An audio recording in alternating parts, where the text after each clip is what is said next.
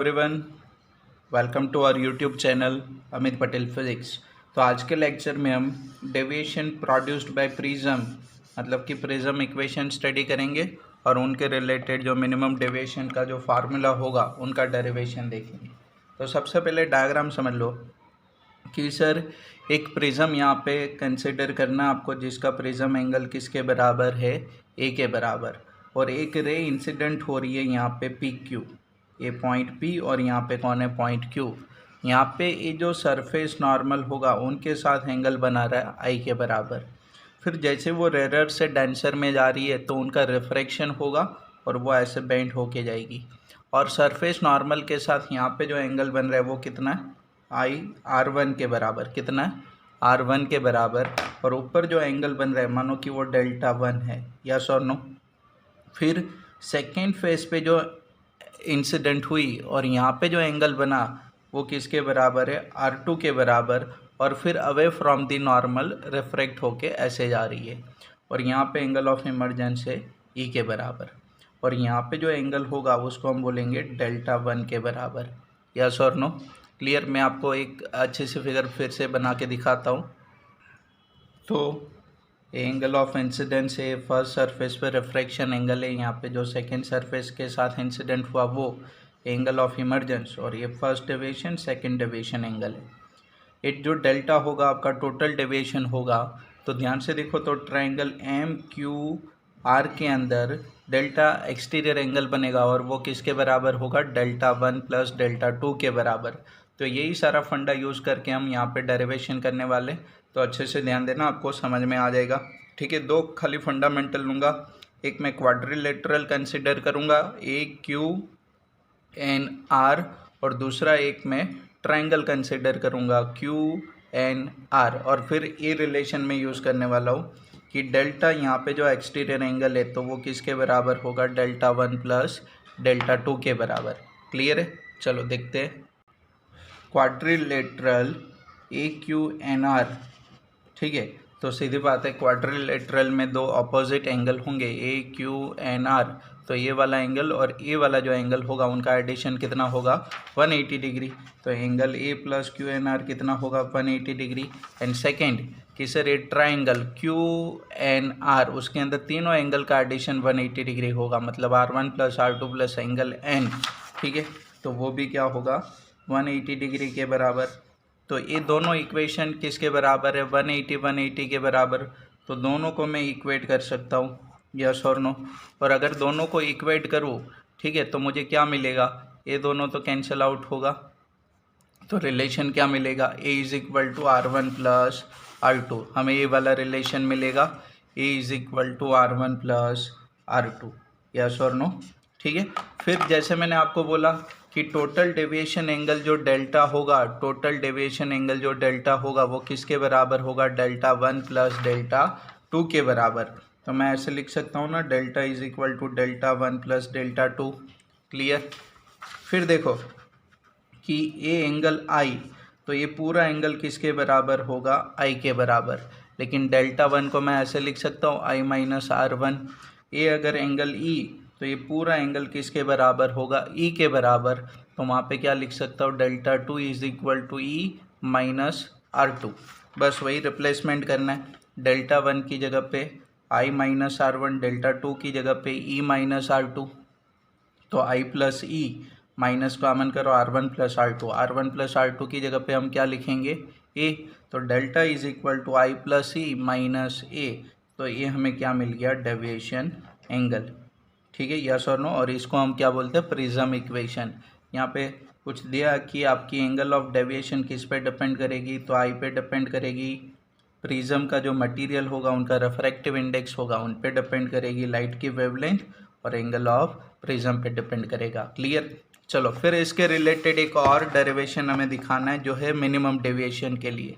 ठीक है, अब जब एक क्वेश्चन आपको थ्योरेटिकल पोर्शन में पूछे तो एक्सप्लेनेशन आप एक बार रीड कर लोगे, यहाँ पे जो इंडिकेशन दिया आपको डायग्राम के अंदर वही एक्सप्लेन करके दिया है। ठीक है, variation of angle of deviation with angle of incidence, कि सर जो एंगल ऑफ डेविएशन होगा उनका variation with angle of incidence क्या होगा और कैसे होगा वो देखना हमें।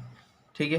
तो यहाँ पे देखो कि एक्स एक्सिस के ऊपर मैंने एंगल ऑफ इंसिडेंस को रिप्रेजेंट किया है, ठीक है, और वाई एक्सिस पे क्या डेविएशन एंगल है। तो जब angle of incidence and angle of emergence की वैल्यू सेम होगी तो वो टाइम पे यहाँ पे डेविएशन आपको मिनिमम मिलेगा, जिसको हम बोलते हैं मिनिमम डेविएशन। यस और नो, क्लियर, हाँ कि ना।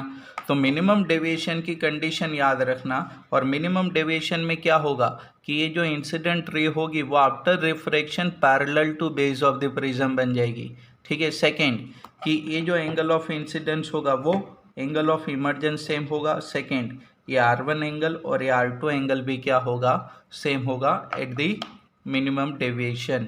यस और नो, क्लियर इतना। चलो फिर नेक्स्ट, तो उनके बीच में रिलेशन निकालते हैं।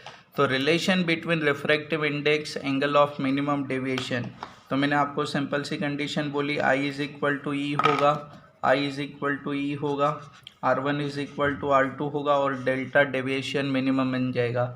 तो अब ये जो प्रिज्म इक्वेशन है उनके अंदर उतनी चेंजेस करूँ मैं, डेल्टा की जगह पे मैंने क्या लिख दिया, डेल्टा एम, ई की जगह पे क्या लिख दिया, आई, तो ये कितना बनेगा 2i, तो A plus delta M is equal to 2i, तो आई इज इक्वल टू क्या होगा, A plus delta M divide by 2। Clear इतना।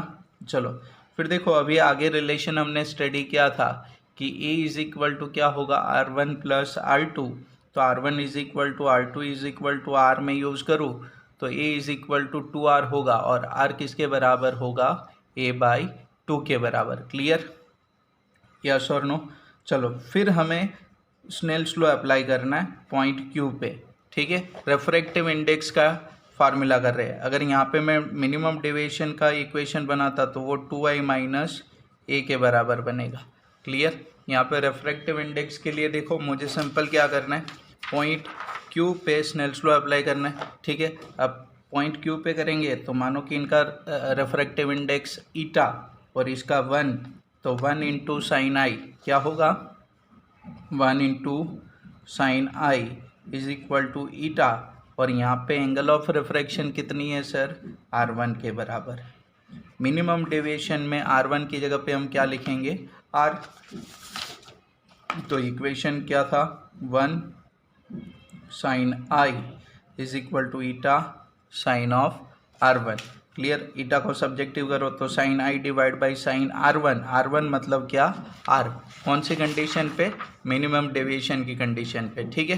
तो I इज इक्वल टू हम क्या लिखेंगे, a plus delta M divide by 2, और R की जगह पे क्या लिखेंगे, a बाई 2। तो आपको रेफ्रैक्टिव इंडेक्स का यहाँ पे फार्मूला भी मिल गया। क्लियर है, यस और नो। चलो फिर इनके रिलेटेड एक छोटा टॉपिक और है, वो भी देख लेते हैं।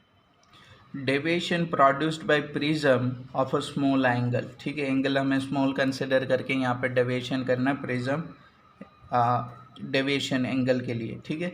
तो सिंपल इनके अंदर आपको कुछ नहीं करना, आपको खाली एक प्रिज्म इक्वेशन और 2 बार स्नेल्स लॉ अप्लाई करना है। कौन से 2 पॉइंट पे, एक बार ये पॉइंट क्यू पे और एक बार पॉइंट आर पे। क्लियर, तो अगर मानो कि ये पॉइंट क्यू पे स्नेल्स लॉ अप्लाई करो तो क्या होगा, 1 sine I eta sine R1, yes और नो। क्लियर, ऐसे होगा कि नहीं, 1 sine I is equal to eta sine R1, तो ईटा अगर लिखूँ तो क्या होगा, sign I divide by R1 होगा। अगर एंगल स्मॉल कंसीडर करूँ तो डायरेक्ट क्या लिख सकता हूँ, आई डिवाइड बाई R1। सो आई किसके बराबर होगा, आई को सब्जेक्टिव करो तो ईटा R1 के बराबर, ठीक है। एंगल ऑफ इंसिडेंस किसके बराबर होगा, ईटा R1 के बराबर। सेकेंड, वैसे ही आपको दूसरे पॉइंट पे स्नेल्स लॉ अप्लाई करना है, कहाँ पे, पॉइंट आर पे।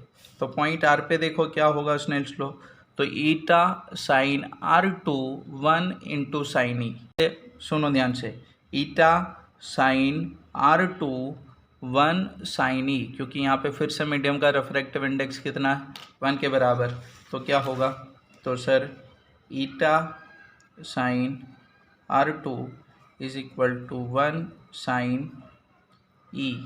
तो अगेन ईटा मैं सब्जेक्टिव करूँ, ई डिवाइड बाई साइन R2 होगा, ई divide by R2, angle small consider करूँ तो ई किसके बराबर मिलेगा, ईटा R2 के बराबर, ठीक है। फिर देखो प्रिज्म इक्वेशन है अपने पास, delta is equal to I plus E minus A, तो ये क्या होगा, ईटा R1, आई की जगह पे यहाँ से रिप्लेसमेंट किया मैंने, ई की जगह पे ईटा R2 और माइनस ए। फिर देखो eta common, R1 plus R2 minus A. आगे हमने स्टडी किया था R1 प्लस R2 किसके बराबर होगा, ए के बराबर। तो ये डेल्टा जो डेविएशन एंगल होगा in terms of refractive index वो कितना होगा, n-1 इंटू ए, जहाँ पे ए क्या होगा, प्रिज्म एंगल। आई होप आपको ये प्रिज्म का टॉपिक क्लियर हुआ होगा, ठीक है। और ऐसे ही मैं वीडियो बनाता रहूँगा और नेक्स्ट अभी माइक्रोस्कोप और टेलीस्कोप की वीडियो हम अपलोड करेंगे। तो आप अपने दोस्तों के साथ वीडियो को ज़रूर शेयर करना। Thank you.